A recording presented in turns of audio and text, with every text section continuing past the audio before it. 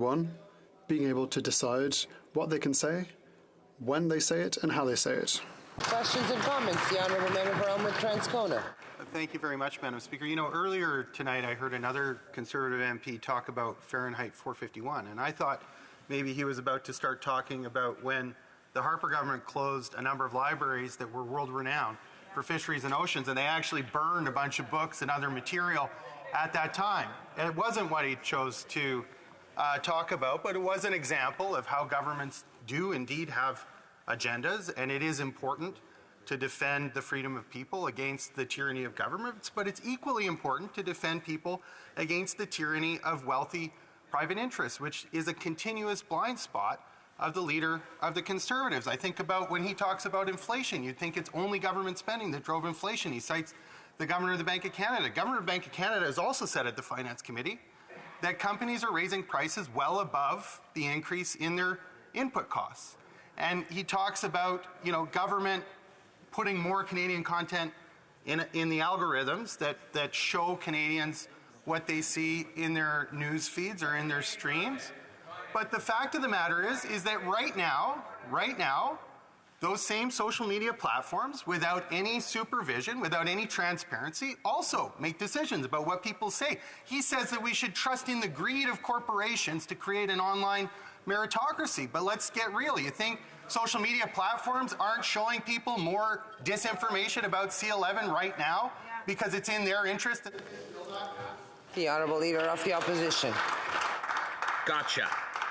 We caught him. Just at the end there, the truth just jumped out of his lips.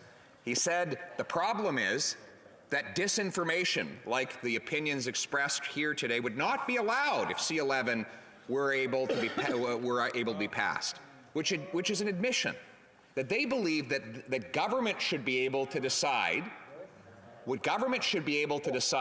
what is true and what is false, and censor out what it does not like. That is exactly what we suspected from the beginning. But what happens when it's the government that's a liar?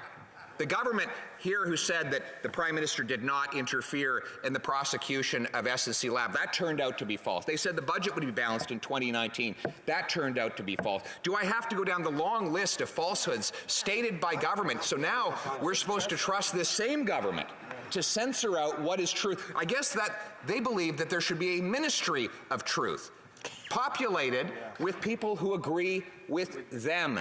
Madam Speaker, the only way to distill the truth is through the hot cauldron of debate, not through the clamping down of censorship. And that's why we believe in allowing people to make their own decisions. They might think that they're the watchman over there, Madam Speaker, but the question is, who watches the watchman? The only ones who can do that are the citizens.